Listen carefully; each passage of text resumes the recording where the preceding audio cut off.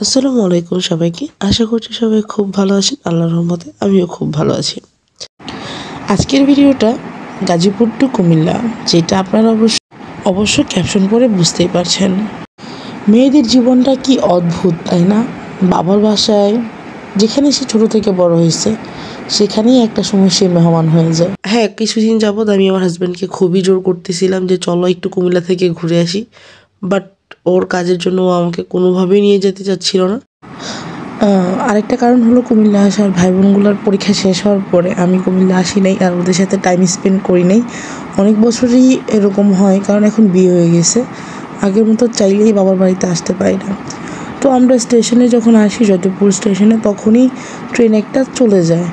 মানে আমরা যখন রেল ক্রসিং করি তার মধ্যেই ট্রেনটা চলে যায়।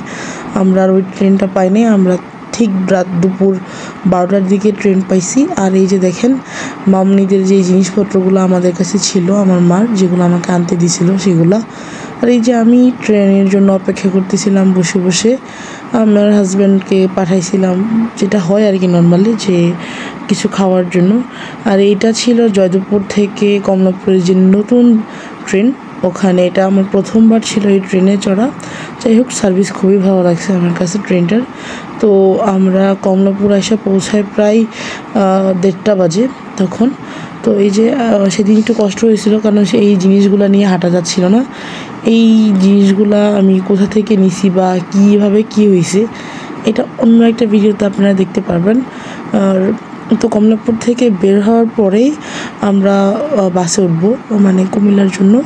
আমরা সবসময় মিয়ামি বা এশিয়া এয়ারকন ওগুলাতেই যাই, বাট এবার আমি কেন জানি ওকে বললাম যে চলো আমরা তিশা প্লাসে যাই। যে বলা সেই কাজ, কিন্তু বাসে ওঠার কোনো ক্লিপ আমি নিতে পারিনি, কারণ হাতে অনেকগুলো ব্যাগ ছিল।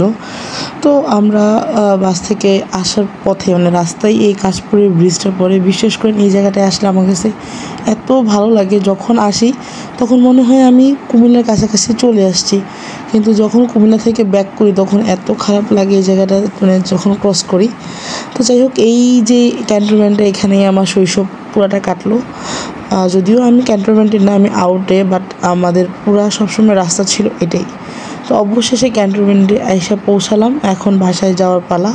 তো এখানে আমরা দুজনে মিলে কিছু ফল নিচ্ছিলাম, আর যেহেতু অনেকগুলো ব্যাগ ছিল, আমাকে এক জায়গায় দাঁড় করাই দিয়ে তারপরও ফল কিনতে গেছে, বা যা যা নিবে সেটা নিজের জন্য গেছে।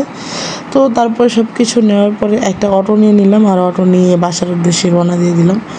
আর ক্যান্টনমেন্টে আসা নামার পর থেকে আমার একদমই তর্স হচ্ছিল না যে কখন বাসায় যাব আর ওদের সবাইকে দেখবো। আমি প্রায় 3.5 মাস পরে আমি বাবার বাড়িতে আসছি। তো যাই হোক, আমি যখন আসি বা যখন যাই, তখন আমার মা এই গেটে দাঁড়ায় থাকে, আমার মা আবার খালা। আজকে যদিও আমার খালা নিচে নামে নাই, আমার মা ছিল। আমার মা, আমার ছোট ছোট ভাই বোনগুলো সবগুলো আমার জন্য গেটে দাঁড়ায় ছিল। মানে আমার মা আমাকে দেখে এত খুশি হয়েছে, আর আমি তো কি বলবো। আজকের মতো ভিডিওটা এখানেই শেষ করছি। নেক্সটে বাবার বাড়ির অনেকগুলো ব্লগ আসবে, অবশ্যই আপনারা সেটার জন্য অপেক্ষা করবেন। আর আমার ভিডিওটা ভালো লাগলে অবশ্যই লাইক, কমেন্ট, শেয়ার করতে ভুলবেন না। আল্লাহ হাফেজ সবাইকে।